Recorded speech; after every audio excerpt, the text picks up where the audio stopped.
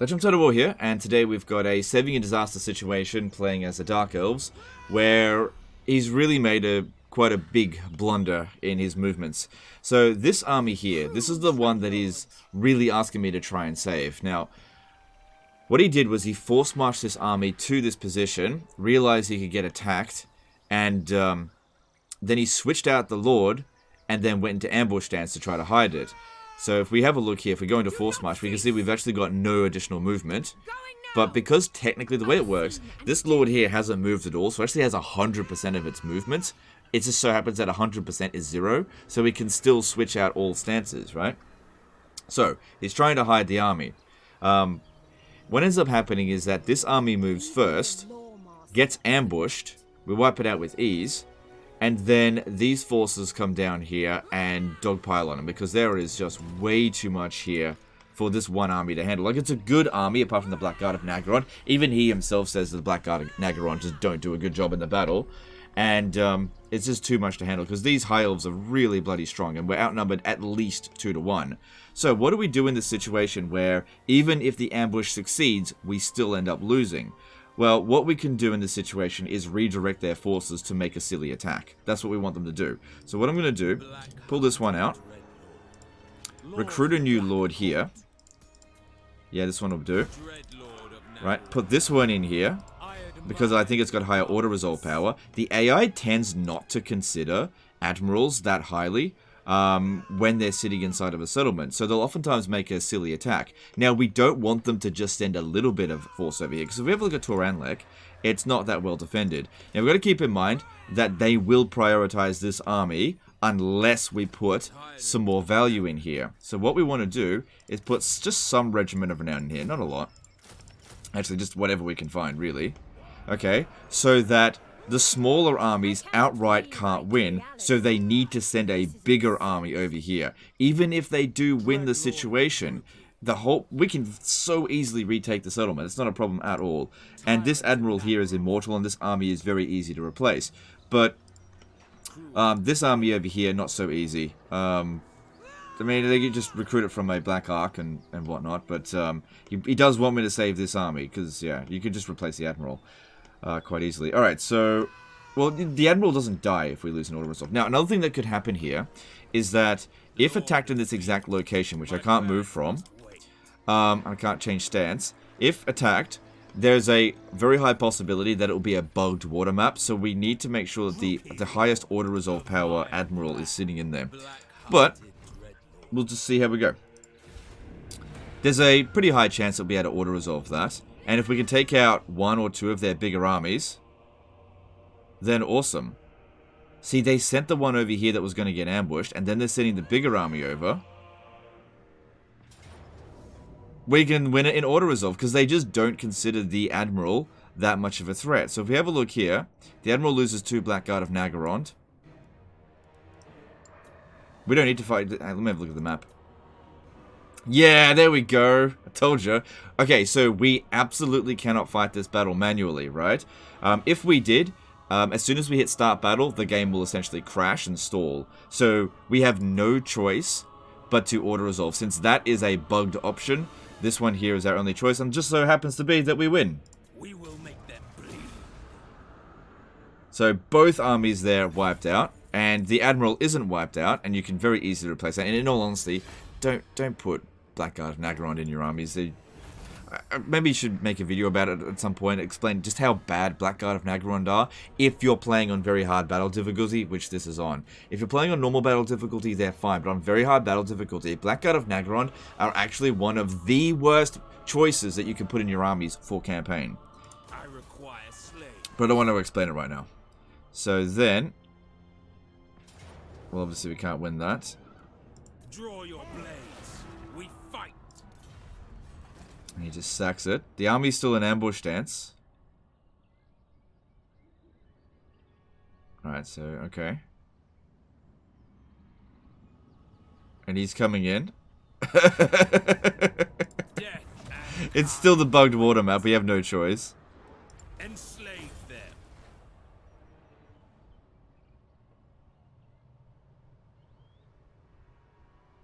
Oh, you nearly got ambushed.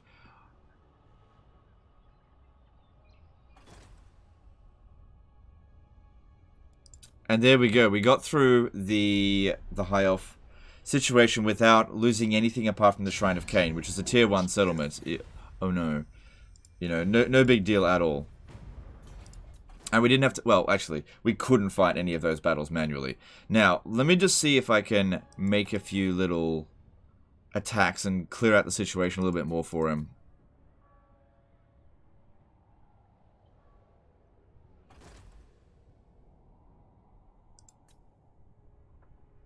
But yeah, the AI just underestimates Black Ark Admirals. But if we didn't put the Lord standing outside the settlement, they would have never made the attack. Because like I said, if I had just hit end turn, the first army force marches and gets... Oh, hang on, here we go. No, they're not going for it. Gets caught by this one, and then they're like, ooh, I can beat that. And then there's no escaping it. So we had to... We had to redirect them. They took out the Skull Island. They don't actually get the money from it. It's just... As soon as they cross over it, it just gets removed. You're allied with the Exiles of Nehek. That's interesting.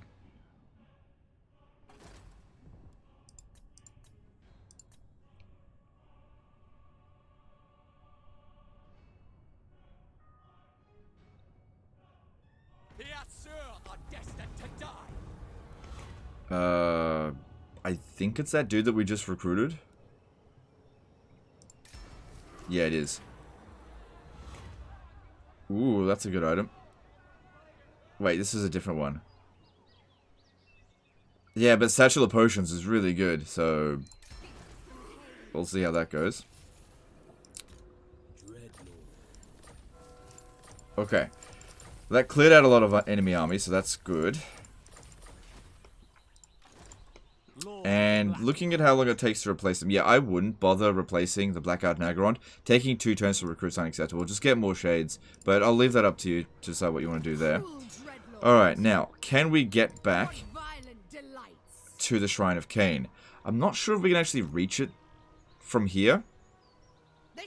May need to use the movement bug, or we could hit Torakari. We should really hit Altharion before he picks up the Sword of Cain. Actually, I don't think you can pick it up until it hits tier 3. But yeah, you should clear out all these armies. So let's just see. Alright, if we were going to use the movement bug to get there. Let's have a look here. No, you don't need to do any of this stuff or whatever.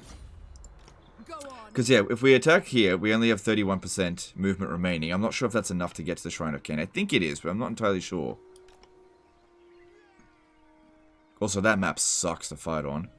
But yeah, let's see. I don't think we need the movement bug. So this will be an easy auto resolve. Destruction lies beyond. Put them in chains.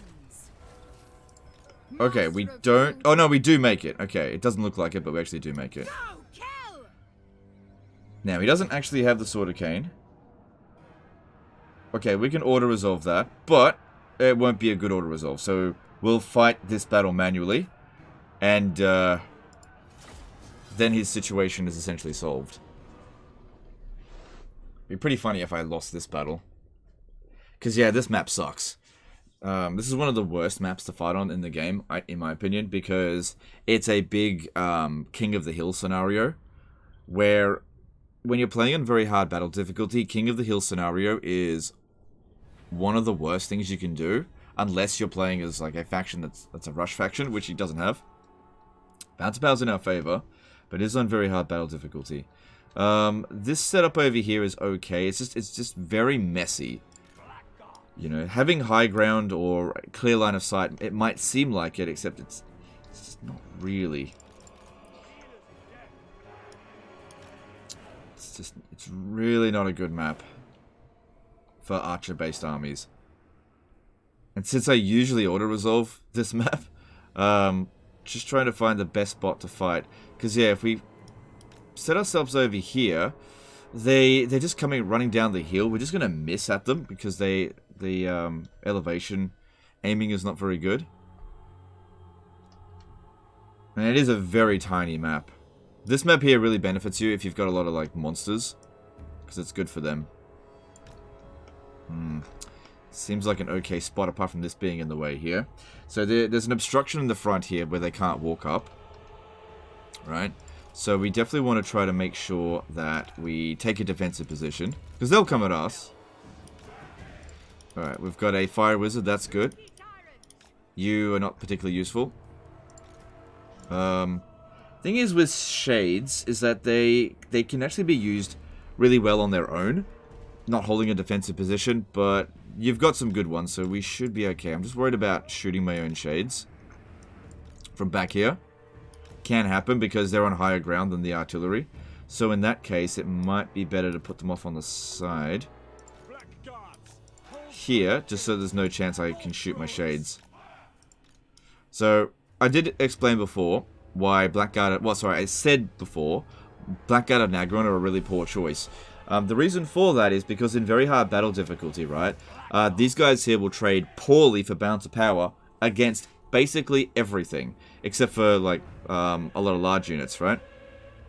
Now, because they're so high value, if these units get wrecked, right, it makes it more difficult, not easier, to dish out the army losses in a lot of situations, especially in the late campaign. Whereas if you use cheap spearmen, for example, they'll hold a similar amount of time. Like, obviously Blackguard and Nagron will hold longer, but if spearmen get wiped out, the game doesn't care because they're such low value. This is where elite melee infantry can actually be really bad, especially if they don't have shields. Because at least shielded units can negate a lot of missile fire. While Blackguard and Nagron have good armor, I would say that shields are worth more than armor when it comes to blocking any kind of missile attack. Alright, so we'll see how we go with that. We'll redirect where needed. But yeah, I think it's going to be a pretty ugly fight, just because this map is really bad.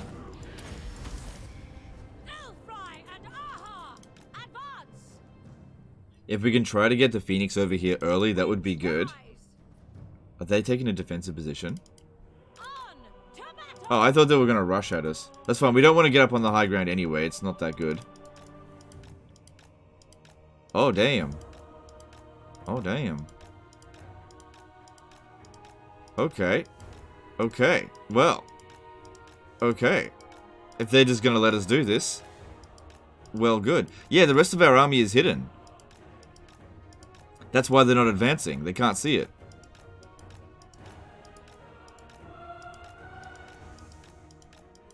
Because we're hiding behind the hill. That wasn't what I expected to do, but, you know, I'll take it. That wasn't part of the plan. Sometimes you can accidentally make a decision that was actually quite good for the battle. So yeah, by getting rid of all of their ammunition here, we are severely weakening their bounce of power. We don't have to... This is a big thing that a lot of people don't understand. You don't have to kill the enemy army to beat them. You just have to get rid of their bounce of power without losing bounce of power yourself. This is why ammo wasting is so valuable. You know, I get people not wanting to do it, and if you don't want to do it, that's fine. You know, okay, no, now they're coming at us, but they've lost so much bounce. Oh, hang on, no, they're not. All right, let's get on with this now. Give me a little present, because we've only lost a tiny little bit of bounce power, and that wizard is essentially still at full effectiveness as long as it's able to keep casting. All right, let's get rid of these Knights of Torgaval. Nice and early. That would be good. So I don't think they're going to come around this way. We can redirect our forces where needed.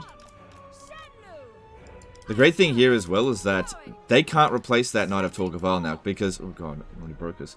Oh no, she got terrified. It's okay. Only Yvres can recruit it, and Yvres is gone because there's Eltharion right there. He's not coming back.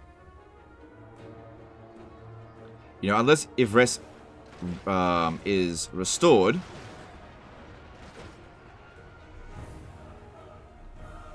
Even if it doesn't have Eltharion, they can't get any more Knights of Torgaval. So wiping this one out is a big deal. Oh god, look how quickly they smash you. Okay, we got some of these as well. Just have her hold the line.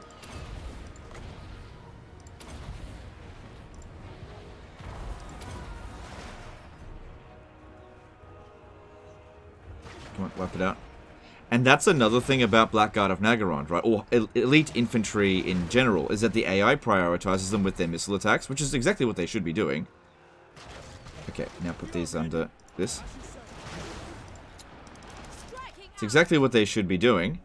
And, you know, if they were prioritizing spearmen over there, it just wouldn't be doing that much damage to us. So right now, the Blackguard of Nagaron on the battlefield are actually detrimental to us.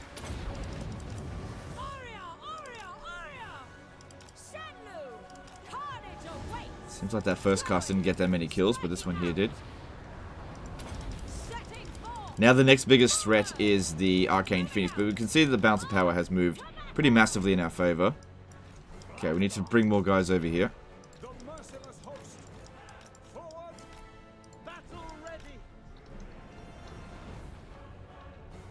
So if they're trying to get around us, that's not good. Oops, watch out, watch out, watch out. It's not going to work.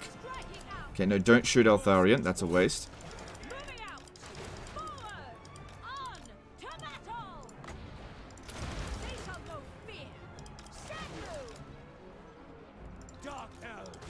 Okay, let's move this one back.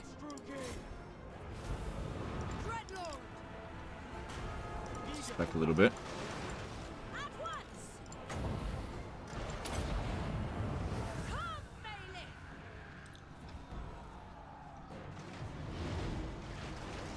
Okay, it's good that the artillery have had good places to shoot from. They're not obstructed.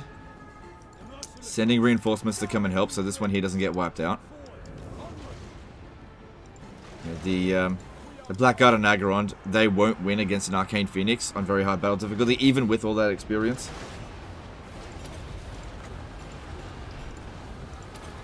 Oh, gotta hate that. Just gotta wait for it to finish the ability before we pop down the next one.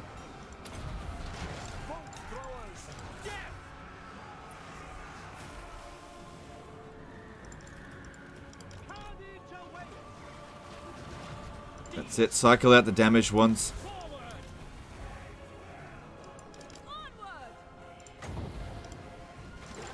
Oh, miscasting's a little bit of a risk.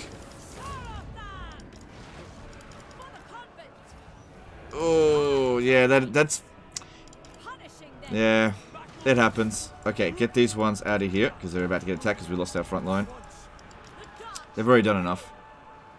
And there's the army losses. She's okay, she'll live.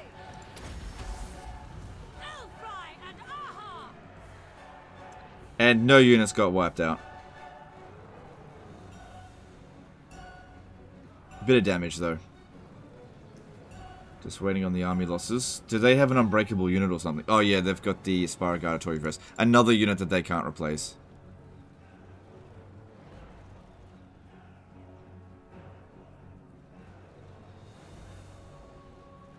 But yeah, if we have a look at the actual value that the Blackguard of Nagaron provided, it's pretty low. That one got 5,000 damage in. But if we have a look at the Shades, they just deliver... Oh, that one, not so much. Because these ones didn't get killed. I don't know. Maybe the Blackguard of Nagaron did okay in this battle. Then again, the odds were kind of in our favor to begin with.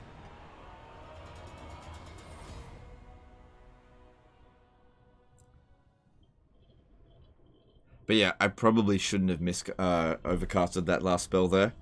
It may have been the deciding factor for the army loss penalty on them, but still, I really risked her life there. Well, she's immortal, so she was never going to die, but she could have gotten wounded. Anyway, all's well that ends well. Your army is okay, but all of the high elf armies are now gone. Every single one of them. Yeah, just occupy it, because... you won't have enough movement to sack and occupy it. But yeah, every single Atenian force got wiped out. And your recovery time is not that long. You know, you've got this over here, which we can disband immediately if you want. You absolutely don't have to. You got to keep Tor Anlek. We got the Shrine of Cain back. They did demolish this one, but, you know, we got the money to rebuild it if you really want.